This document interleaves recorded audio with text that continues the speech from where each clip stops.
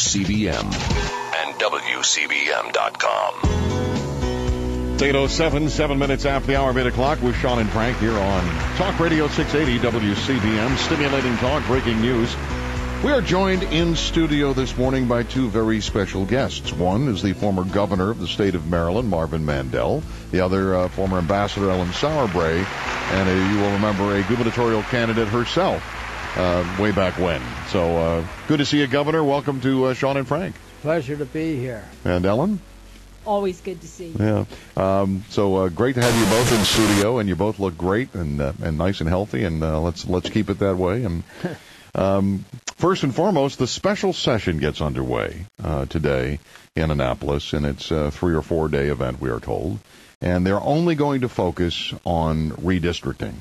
There was a lot of speculation that there might be a jobs plan from the governor, or perhaps even raising taxes on gasoline or what have you. But we're being told redistricting is the sole focus today. So I wanted to get a chance to get your reaction first, Governor, as to the proposed redistricting map from Governor O'Malley. Well, I think the proposed map is a good start, really. But I think that there are changes that have to be made. No one can make a perfect map, believe me. We've been through it before, and it's not an easy job because everyone has their own particular feelings about what they would like to have in their district. I think this is a reasonable offer to the legislature, this redistricting plan, but I cannot believe that the legislature won't have some changes to make. Well, certainly they would have to vote on it, and whatever changes come out of this proposal, and then it has to pass the General Assembly. Helen, what are your thoughts on the redistricting proposal? Well, I'm not quite so complimentary of the proposal.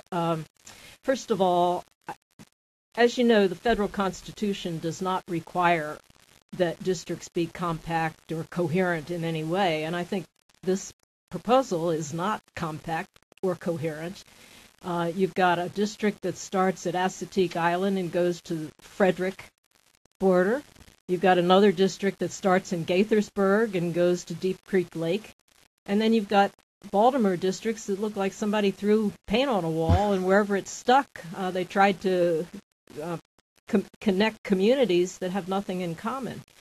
I have to say, from my perspective, that it seems to me that the plan is very self-serving for the majority party and incumbent protection. I don't think it takes into consideration what's good for the citizens. Earlier this morning, former Congresswoman Helen Bentley called into the show, and she said in looking at the map, she thought that Roscoe Bartlett, Congressman Bartlett, should leave the 6th and run in the 8th, which is, you've got Carroll County, and it looks like a large portion of eastern Montgomery, which she says a Republican could win. And then in the 7th district, you've got all of Howard and in large portions of Baltimore County. Certainly a tougher road for a Republican, but it's doable.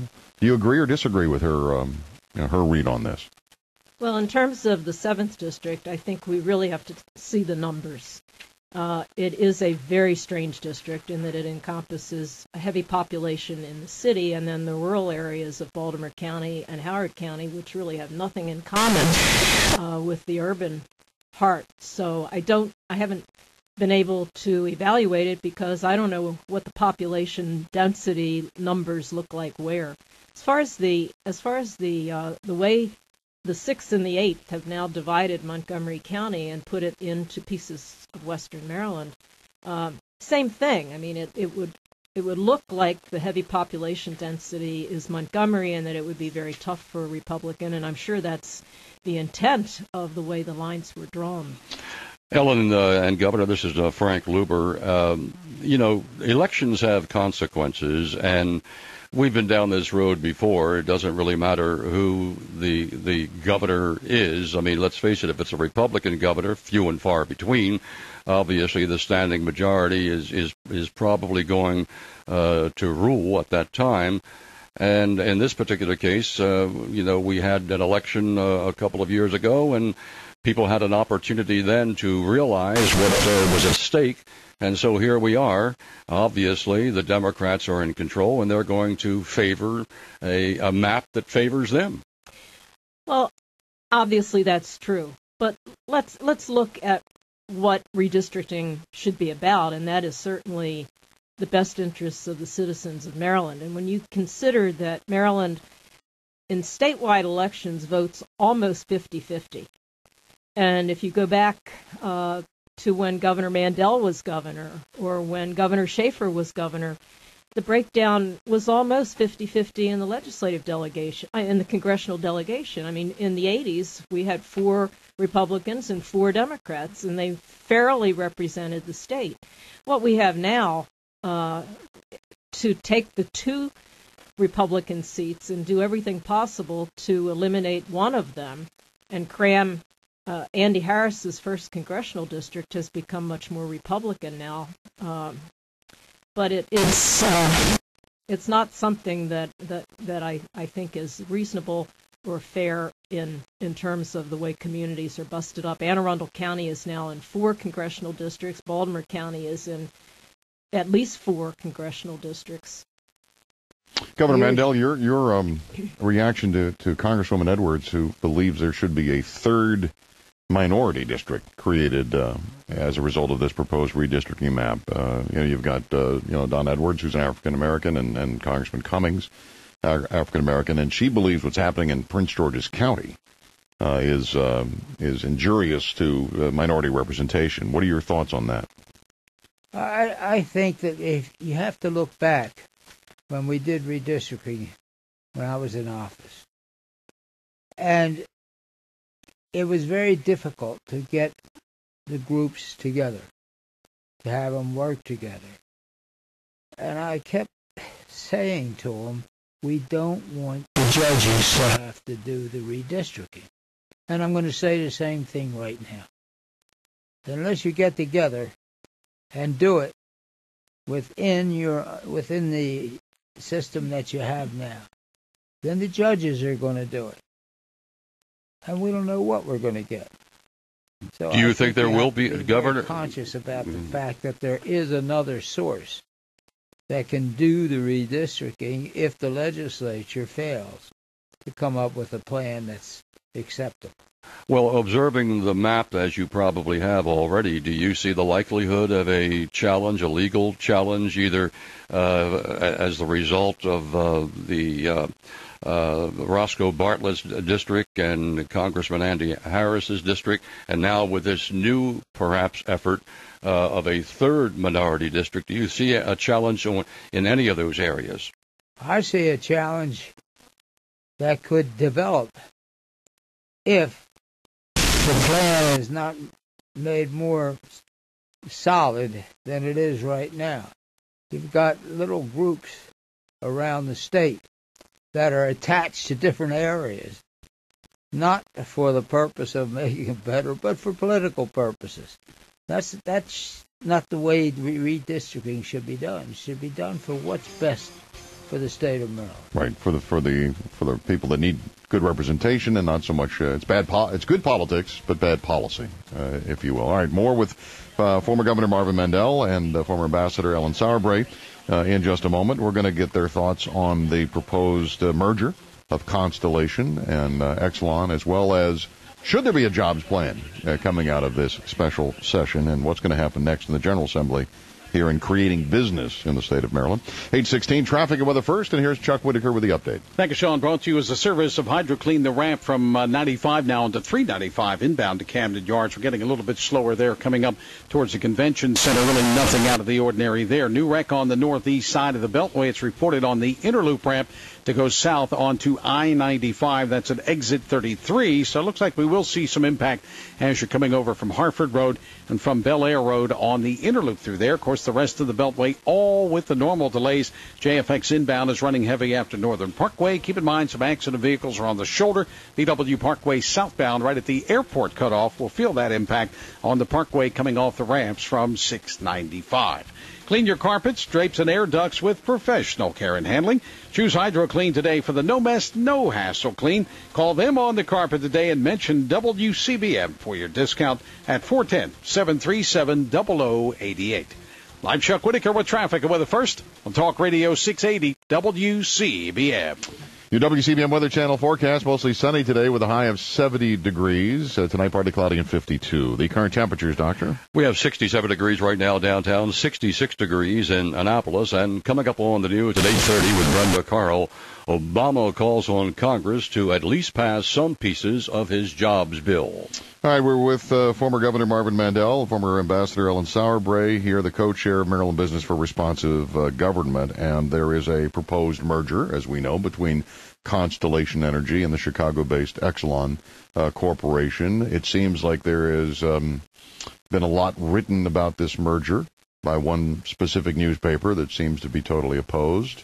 There's a lot of skepticism on, coming after the outages and who's going to be responsible. And when you've got a corporation outside of the state, who's going to be, controlling what happens to the utility in state. What are your thoughts on the proposed merger? We'll start with Governor Mandel. You first.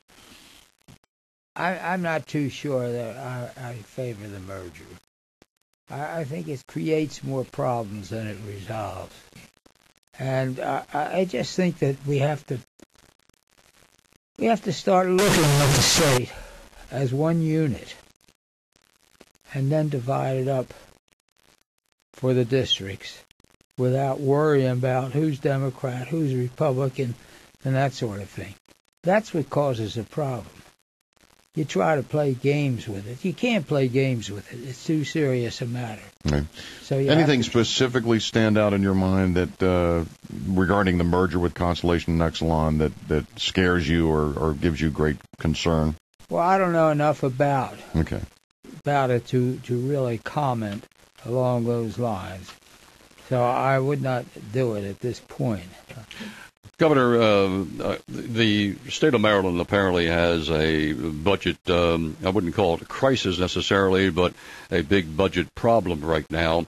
And it just seems to me that we have, like other states have had, but at least the other states have done something about it, this unsustainable commitment in the public sector involving lifelong commitments to retired state workers. We've seen those problems in other states, but they have been rectified to a certain degree. If we are to make any changes, how do we do that in this state that is heavily influenced union-wise? Well, I think that you have to have a plan that you can present to do it ahead of time that makes good sense, not political sense, but good sense for the state of Maryland. If you have that, then you can proceed and possibly get something done. But as long as we're going to juggle little areas to try to make them attached to something where they really don't belong, just to be able to say we redistricted and we've made a plan, that doesn't work. And I don't want to see it work that Sure, way. we understood. Ellen, your thoughts on the proposed merger between Constellation and Exelon?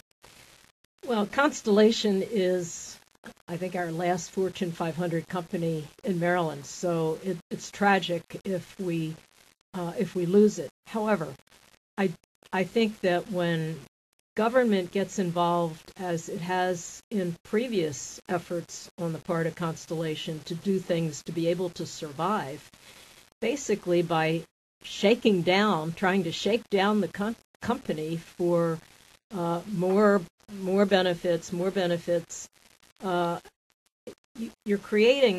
really throwing up a red flag to industry in general. We would all love to see Constellation be able to stay in Maryland as the headquarters, but I mean, ultimately, they're going to have to do what makes sense as a business, and the state legislature needs to allow business to do what is best for its own survival and for its ratepayers. All right, well, hold that thought because we got to take a short break here, and then we'll come back. I know Frank has a question, and we want to talk about creating business and creating jobs and what should be coming out of the General Assembly here in the next big session. It's 8:22, 22 minutes after the hour. If you have a piece of real estate that you have been waiting to try to sell in this market and you're not quite sure when to sell it or who to sell it to, may I recommend Charles Parrish at Auction Brokers. Charlie and his lovely wife and son Ian have been buying and selling real estate in the Baltimore metropolitan area for 40 years. And they're a local family, and when Charles first started, his goal was to make a small profit and be able to help people out, and he's still doing that 40 years later. And his reputation for fair prices, being honest, and again, when he buys your real estate, now the one caveat is you have to own it. No rentals, no timeshares, no cemetery plots, please. Then all you have to do is call Charles, and he'll buy it, and he'll pay you fast and in cash, no commissions or settlement fees whatsoever. So here's how you do it. You log on to charlesparish.com, P-A-R-R-I-S-H, 2 R's, or call 1-866-474-7000. That's 1-866-474-7000. Licensed, bonded, and insured. Charles Parrish and Auction Brokers is a name that you can trust. Also want to tell you about, you listen to your gut. Well, you should.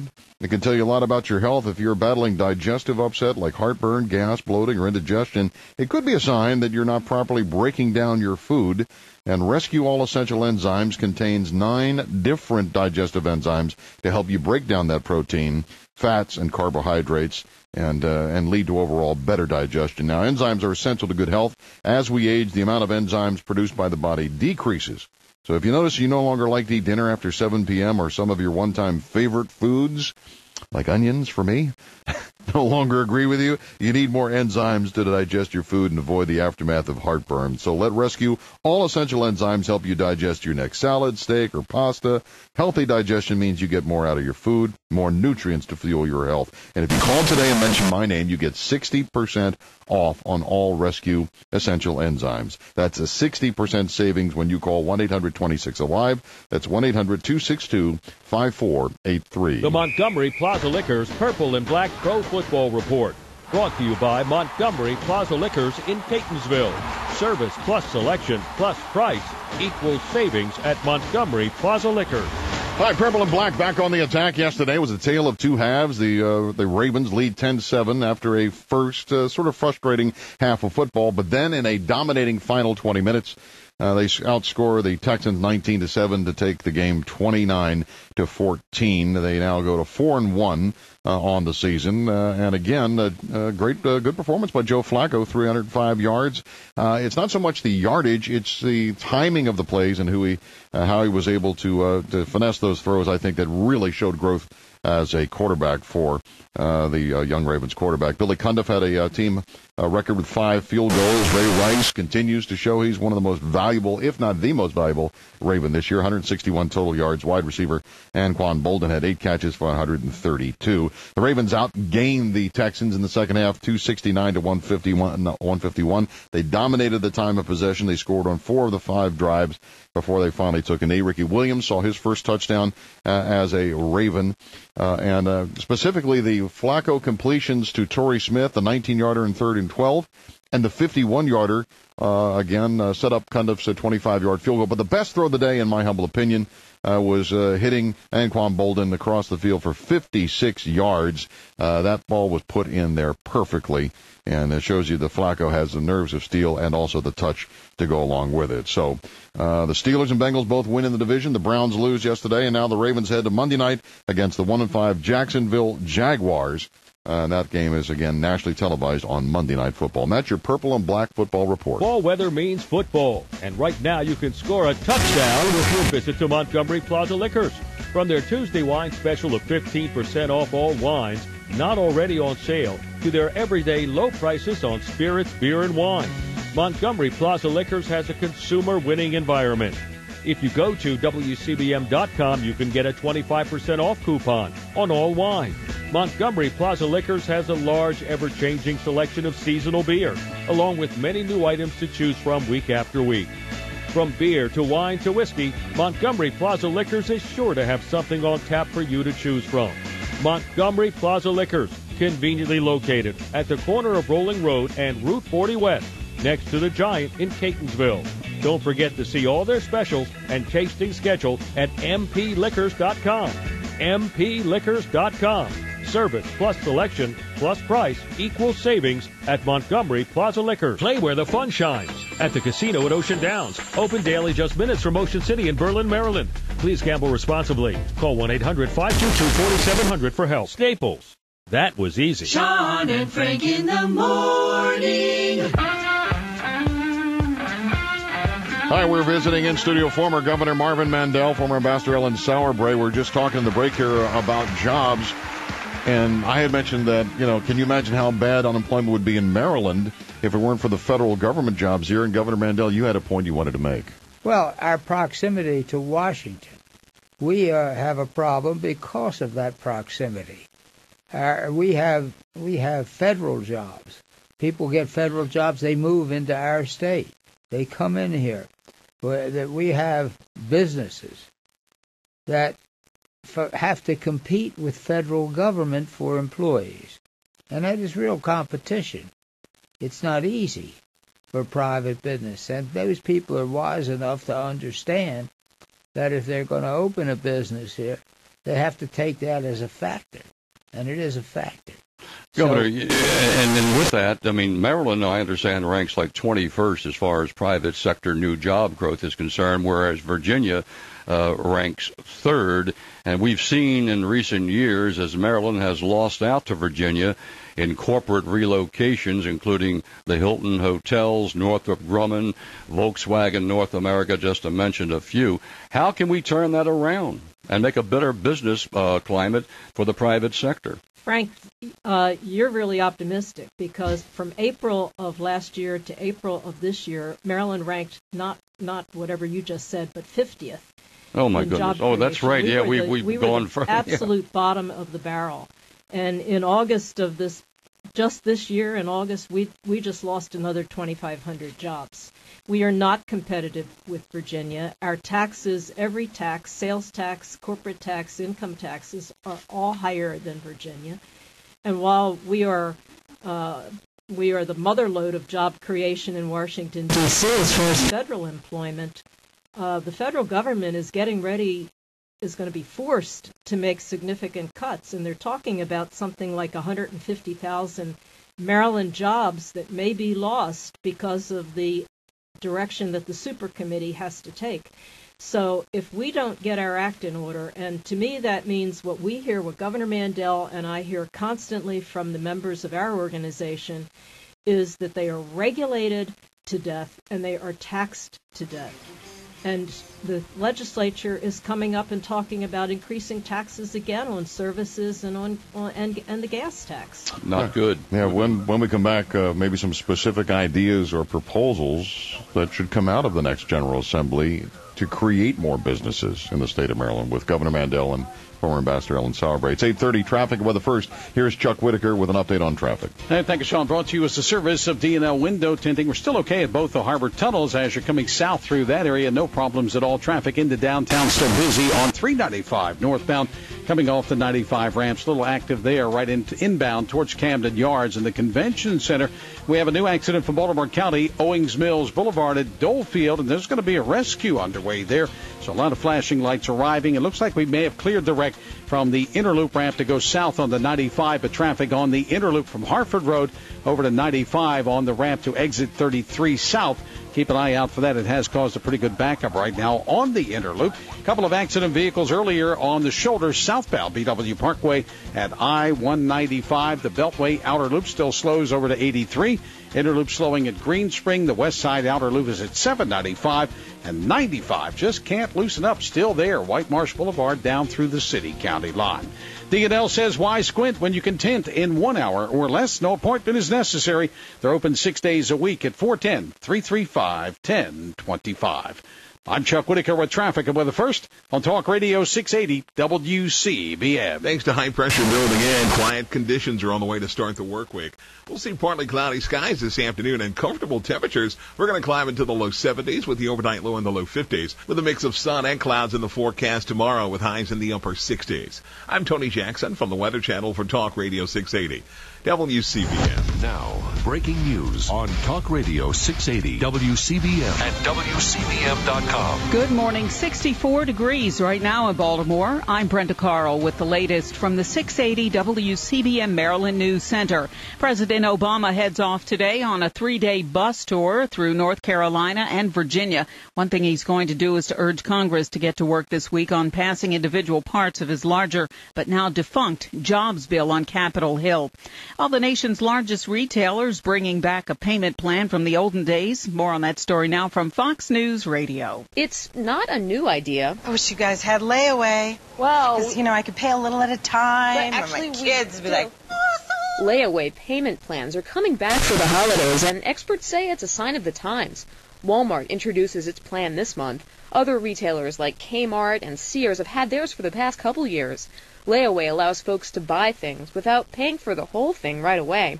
It started back in the 1920s as a precursor to credit cards, but industry experts say layaway is back because consumers have too much credit card debt and they want another way to pay for those holiday gifts. Joy Piazza, Fox News Radio. Occupy Wall Street is 1 month old today. It continues to grow in cities large and small around the world.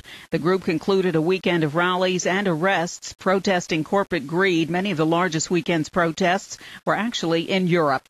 A special session on congressional redistricting in Maryland gets started today in Annapolis. Governor O'Malley holds a news conference this morning to kick off the session. And Baltimore City Police investigating at least 3 homicides over the weekend, including the discovery of a woman's body in a dumpster on Charles Street. WCBM News Time, now 8:33. Hear that? That's the inside of your empty ink cartridge. Not sure how the coyote got in there, but otherwise it's empty, which means no work printouts and no family photos. You could try knockoff ink, where there's probably a guy with a dropper filling old cartridges, or HP ink from Staples.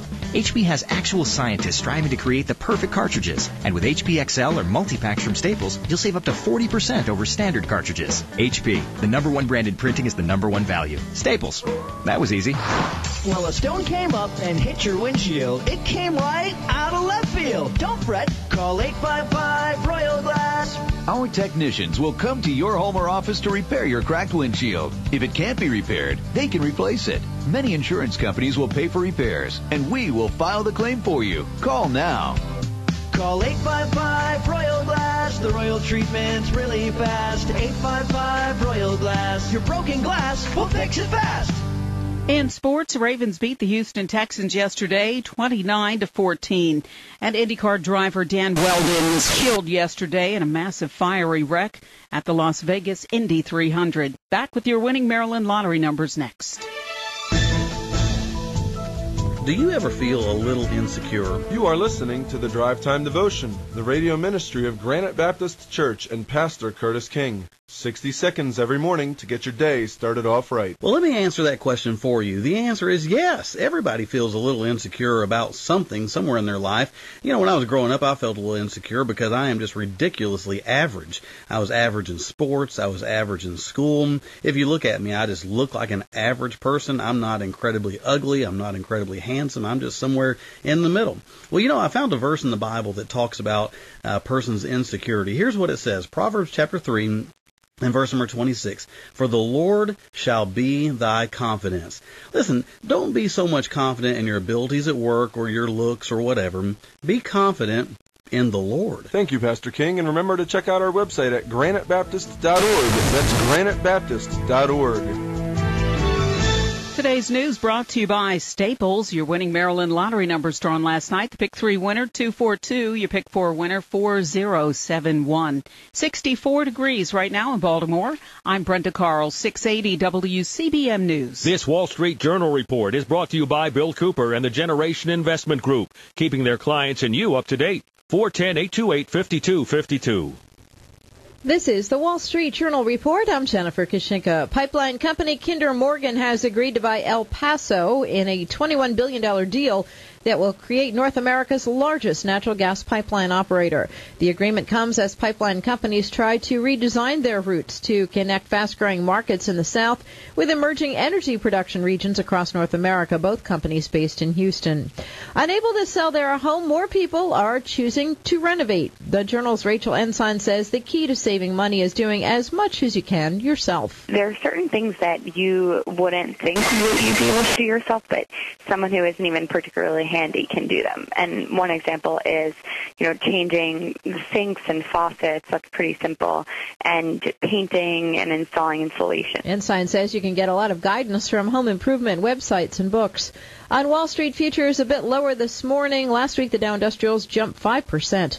I'm Jennifer Kishinko with the Wall Street Journal Report. And now here's Bill Cooper at the Generation Investment Group with the opening bell report. And good morning. This is Bill Cooper adding live to the Wall Street Journal Report. Our stocks are flat to slightly lower this morning as we still have some jitters over European debt, and we wait for the latest earnings from Citigroup and Wells Fargo. Citigroup came in better than expected. Wells Fargo a little bit flat. Meeting in Paris over the weekend, financial ministers from the world's largest economic countries pledged to take, quote, all necessary actions to stabilize global financial markets and ensure that banks are well capitalized. Officials promised to have a plan in place by next Sunday. That announcement initially took European stocks higher and our stocks, but they've pulled back a little bit as we approach our opening. Our indexes were nicely higher on Friday after a report on retail sales. This morning, the Empire State Manufacturing Survey came out at 8:30. That's a regional reading on manufacturing. It was forecast to improve slightly to a -4 in October after it was down -9 in September, but the number came in a -8.5. That's not the number we were looking for. Again, we got better earnings from Citigroup this morning and a bit soft out of Wells Fargo. Oil's at about $87 a barrel. Gold's at $16.83. The yield on the 10-year is up at 2.25. Over in Asia, their markets finished with gains. Hong Kong was up 2%. Japan up 1.5%. European stocks have turned mixed at their midday. Britain is up a little bit, but France and Germany lower. And again, right now, our Dow, S&P, and NASDAQ futures could be pointing towards a slightly lower opening. Bill Cooper, 410-828-5252. Thank you and good morning. Sean and Frank in the morning.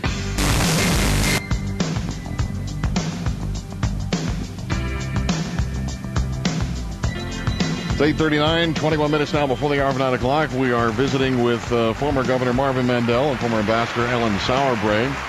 And they are both with the Maryland Group for Responsive Government. And again, Maryland Business for Responsive Government, I should say. And Governor Mandel, we were just talking, you made a very important point that one of the biggest complaints that you get or you've heard about doing business in the state of Maryland is not so much taxes as it is the bureaucracy and the inefficiency to respond to business needs. Well, that's the problem that I hear from the business people is that they can handle the tax situation, but dealing with the bureaucracy, that is what costs them money. It costs them a lot of money to be waiting for a month or so to get an answer from some bureaucrat while sitting there with it on his desk. And there's no hurry to give an answer.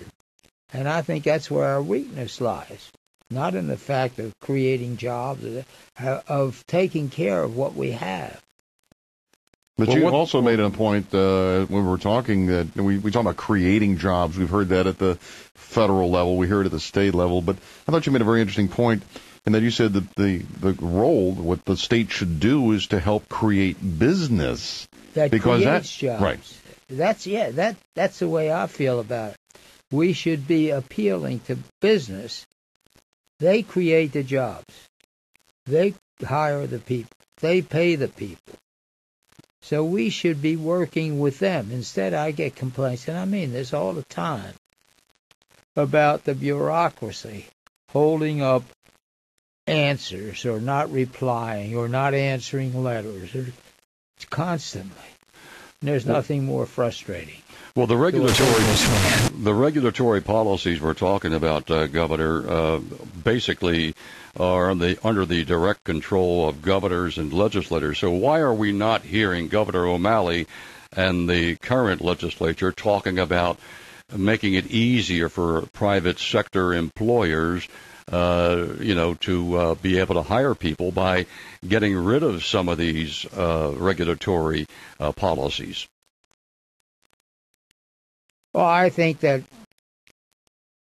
a consolidation would be far better for us than what we have today.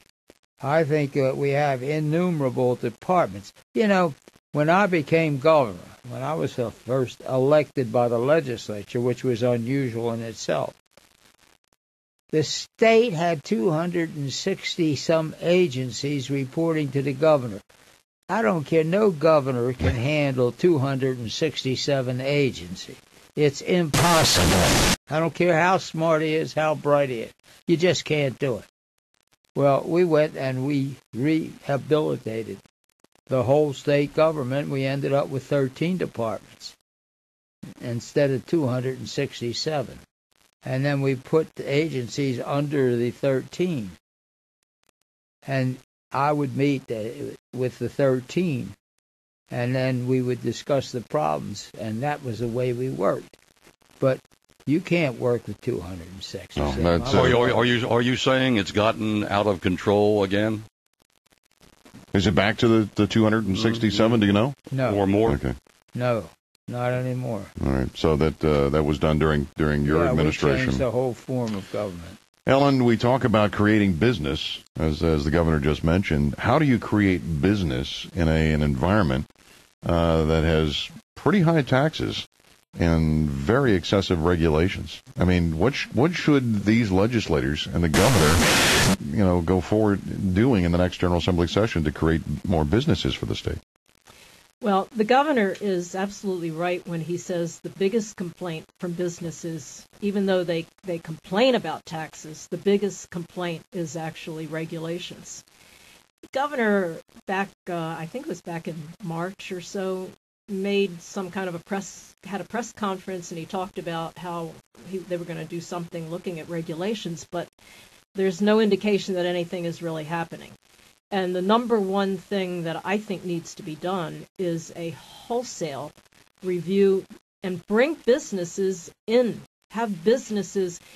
We just had one of our members owns a chain of grocery stores, and he just wrote an article, an op-ed article for us on how these crazy regulations that they have to contend with make it almost impossible for him to do business and be competitive with out-of-state operators. Well, who has to take the lead here as far as rescinding some of these regulations, some of these policies, or drawing them back somewhat?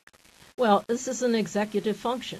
It is clearly the governor's responsibility. The legislature passes laws, and oftentimes the regulations go so far beyond what the legislature even intended when the law was passed. But I think it's the governor that really needs to look at a process for streamlining the regulatory system and getting the bureaucracies to respond. And why is he not? I'm talking about Governor O'Malley. You'll have to ask the governor that. Can I ask you the same question I asked of Governor Mandel before, and it goes back to the budget, and that is this unsustainable commitment that we seem to have to retired state workers that go on in perpetuity. Other states have done something about it. Is there something along those lines that eventually is going to have to be done here in Maryland? Well, the legislature in the last session tweaked the pension system somewhat, but a lot more has to be done because the pension system is still a huge unfunded problem. And let's be honest, the unions in Maryland are much more powerful than they are in most states, and there is a direct money laundering that goes on between union dues that are paid by people who have no choice but to pay these union dues. And those union dues are contributed to politicians who then in turn promise that they will provide bigger and better benefits. What about a two-tiered system? In other words, those people who have already been in the system, currently enjoying health care benefits and retirement benefits in perpetuity, would be grandfathered in, as would anybody approaching that stage. But under a new policy, anybody under, say, I'm just using this as an example, under the age of 15 or who had less than 15 years of service would have to abide by a new set of rules. And basically that happened when I was in the legislature. There was a new pension system created that required employees to contribute. But we have to go away from the kind of a system we have today to what the private sector, what everyone in the private sector has, which is a defined contribution system, not a defined benefit system. It is unreasonable that public employees have a far better pension than the private sector that has to pay the taxes to support it. You know, I keep hearing from a number of people in Maryland about the proposed 15-cent tax increase on gasoline. And look, nobody likes to pay higher taxes. Sometimes you realize that it's just the way it is in order to provide for infrastructure in the state and whatever needs to be done for the maintenance of state roads and bridges and so on and so forth. The problem is the perception, I think, for a lot of Marylanders is that this money isn't being used for those projects. And so once again, we have a proposal, Governor, that is being floated on to add 15 cents on a gallon of gasoline in the state of Maryland, which would make it one of the highest taxed gallons of gas in the country. What advice would you have to your Democrat and Republican friends in the General Assembly as to this tax? To all the people in the General Assembly, I would recommend that government is growing too big. All government, not just the state government, but the federal government, the local governments, they're all growing too big. When they grow, the costs grow. You know, that's so easily said. But to do it costs a lot of money. But yet they are continuing to grow. And I think we have too much government now. The government could be reduced instead of saying I'm going to cut this department or cut that department. I think they ought to take the whole budget and cut it, say 3 or 4%. Across the board. Across the board. And say to each department head, you reduce your budget 3 to 4%, and then let us know where you want to decrease it. And we'll do it. If we disagree, we'll do it ourselves. But somebody ought to take charge and do it, because the government's growing too fast. Yep. And Governor and Ellen, too, what do you think of Herman Cain's 999 plan and how that would affect business and individuals? As long as you could put limits in the law that the sales tax, that none of these taxes could be increased beyond the 9 without a supermajority. I'm scared to death of creating a new revenue stream for the federal government in a sales tax that ultimately could turn around and be 15% or 18% or something, as is the European model. But I want to come back to your question about the gas tax. I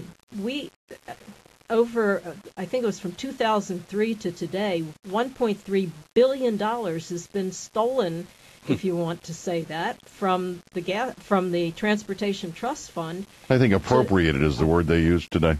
To fund those bigger and bigger government programs that Governor Mandel was just talking about.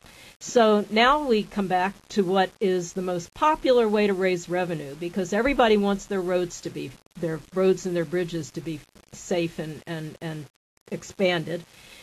So you take money out of the Transportation Trust Fund. You don't use it for its purpose. You use it to expand the rest of the state bureaucracy. And now we come back and say, oh, well, we just have to replenish the Transportation Trust Fund. But how about looking at ways to save money?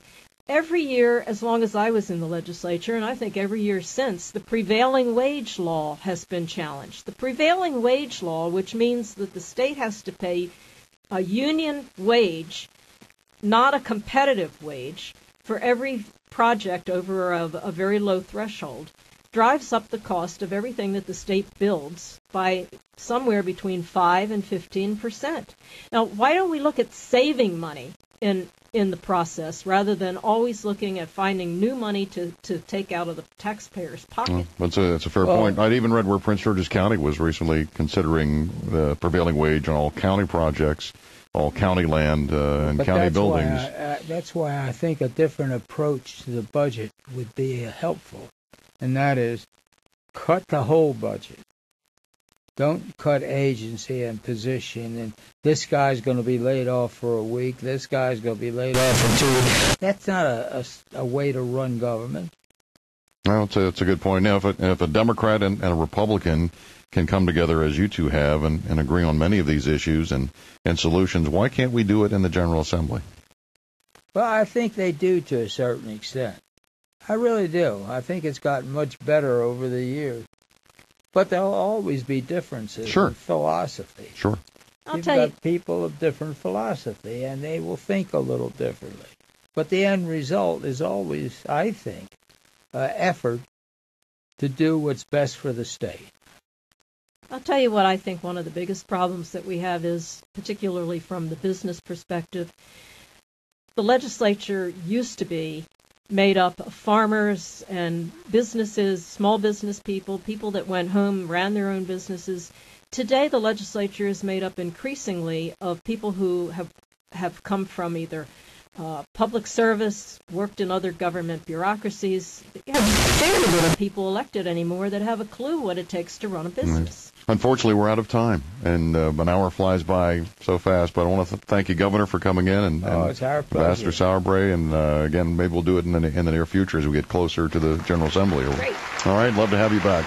Former Governor Marvin Mandel and Ellen Sauerbrey. 8:53, traffic and weather first. Here's the update with Chuck Whitaker.